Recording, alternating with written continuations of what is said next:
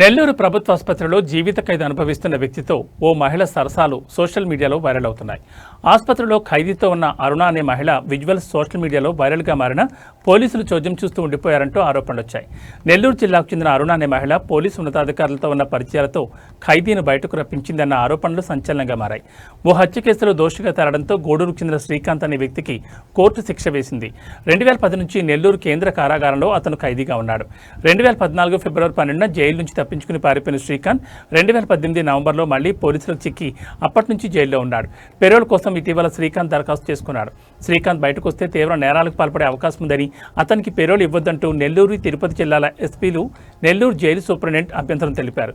వాటిని బేఖాతరు చేస్తూ అతనికి 30 రోజుల పెరోల్ మంజూరు చేస్తూ కొద్ది రోజుల కిందట హోంశాఖ ఉత్తర్వులు జారీ చేసింది. ఇస్తూ దందాలు చేయిస్తున్న సదరు మహిళ నెల్లూరు జిల్లాలో కొంతమంది రాజకీయ నాయకులతో పాటు సచివాలయంలోని కొందరు ఉన్నతాధికారులను ప్రభావితం చేసి మరీ ఈ పెరోల్ మంజూరు చేయించారని చెప్తున్నారు. నిబంధనల ప్రకారం ఆసుపత్రిలో చికిత్స పొందుతున్నప్పుడు ఖైదీని ఎవరూ కలవకుండా పోలీసులు చూసుకుంటారు. కానీ అరుణ ఎప్పుడు కావాలంటే అప్పుడు ఆసుపత్రిలో ఉన్న ఖైదీ శ్రీకాంత్ దగ్గరికి వెళ్లేవారు. ఆసుపత్రిలో ఖైదీ శ్రీకాంత్ ఆమెతో సరసాలనే దృశ్యాలు సామాజిక మాధ్యమాల్లో వైరల్ అవుతుండడం వివాదంగా మారింది.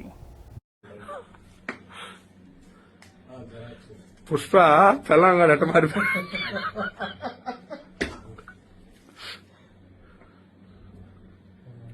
ఎమ్మెల్యే హోమ్ మినిస్టర్ చేసి తీసుకొస్తాడేమో చూడు. ఏం లేదా పుష్ప సినిమా నువ్వు చూసావు కదా, దాన్ని బట్టి ఫాలో అయిపోతున్నట్టున్నావు నువ్వా?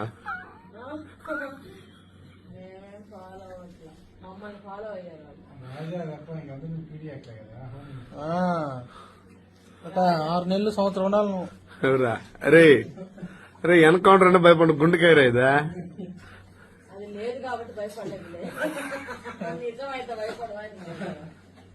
అక్కడ నేను ఒకటే ఫిక్స్ అవుతా, చావు వస్తే ఎట్టు వచ్చినా కూడా నేను ఎట్టు ఫీల్ అవుతాను తెలుసా? నేను తాగేసి 180 స్పీడ్ లో పోయే హైవేలో యాక్సిడెంట్ పోయా అనుకుంటా అంతే.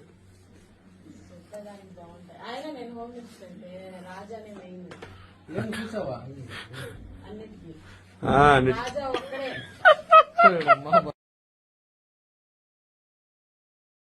5 మంది ఉన్నాం, ఒక మరీ ఎవరు లేనప్పుడు అని చెప్పి పుష్ప అంటే ఫ్లవర్ అనుకుంటే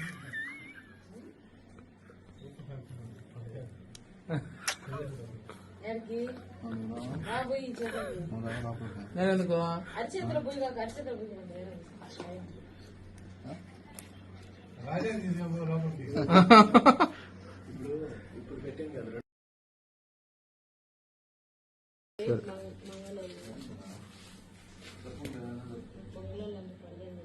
ఏ దొంగ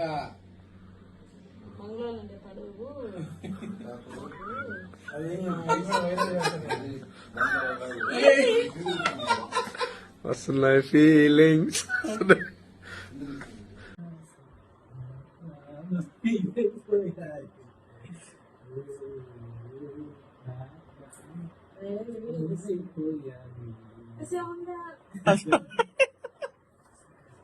చేశారా